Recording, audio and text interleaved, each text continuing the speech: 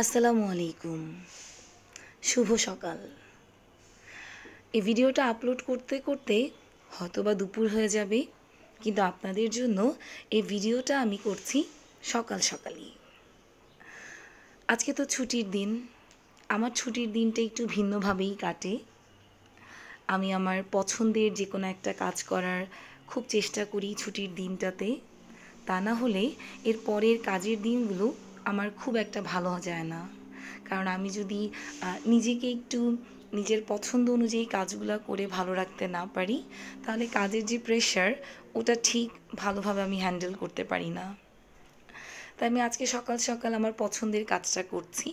আমার খুব ছোট্ট একটা বাগান আছে, যেটাকে অনেকে কিচেন গার্ডেন বলে, অনেকে ব্যালকনি গার্ডেনও বলে। এই ছোট্ট বাগানটা দেখতেই আমার খুব ভালো লাগে। আমার খুব সযত্নে গড়া খুব অল্প স্বল্প কিছু গাছ, আমার প্রিয় গাছগুলো আছে এখানে, যাদের সাথে সময় কাটাতে, কথা বলতে আমার খুব ভালো লাগে। আমি জানি না আপনারা এটা করেন কি না, কিন্তু আমার জানা মতো এমন অনেকেই আছেন যারা আমার মতো গাছের সাথে কথা বলতে ভালোবাসেন। আমিও বাসি। উত্তর গাছ কী দেয় সেটা তো আমি বুঝতে পারি না, তবে আমার কথাটা আমি তাকে বলি এবং বিশ্বাস করি যে গাছটা এটা শুনতে পায়। এক একজনের পছন্দের কাজ থাকে এক এক রকম। এটা হয়তো বা আমার অনেকগুলো পছন্দের কাজের মধ্যে একটা। আজকে আসলে এই গাছ নিয়ে কথা বলার একটা উদ্দেশ্য আছে। সেটা হলো আমি একটা শব্দ নিয়ে কথা বলতে চাই। এই শব্দটা নিয়ে কথা বলার আগে আমি আমার গাছ থেকে কিছু মরিচ আমি আজকে ছিঁড়ে নিয়েছি, সেটা আপনাদের সাথে একটু শেয়ার করছি। কারণ আমি যে শব্দটা শেখাবো, এই শব্দটা শেখানোর জন্য আজকে এই হারভেস্ট করা আমার জন্য খুব গুরুত্বপূর্ণ ছিল। সো আমি হারভেস্ট করেছি এবং আজ এই শব্দটা আমি আপনাদের সাথে আজকে ডিসকাস করতে চাই। এই শব্দটাই হলো হারভেস্ট। এটাকে অনেকে হারভেস্ট এরকম বলে, আসলে উচ্চারণটা হবে হারভেস্ট। এই হারভেস্ট শব্দটা ভার্ব হিসেবে ইউজ হয়। এই যে আমি বললাম আমি আজকে হারভেস্ট করেছি, এটা তো একটা কাজ, তাই না?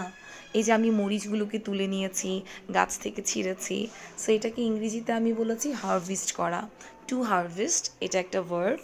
যখন আমি কোনো ফসল এরকম উঠাবো গাছ থেকে, কিংবা আমাদের চাষি বন্ধুরা যারা আছে, চাষি ভাইয়েরা যারা আছেন, ওনারা যখন মাঠ থেকে ফসল তোলেন, তখন এটাকে হারভেস্ট করা বলে। এটা প্রেজেন্ট ফর্মে আছে। আমি যদি পাস্ট করতে চাই কিংবা পাস্ট পার্টিসিপল, আমার ভার্বটা হবে হারভেস্টেড। আর আমি যদি আইএনজি করতে চাই তাহলে হবে হারভেস্টিং।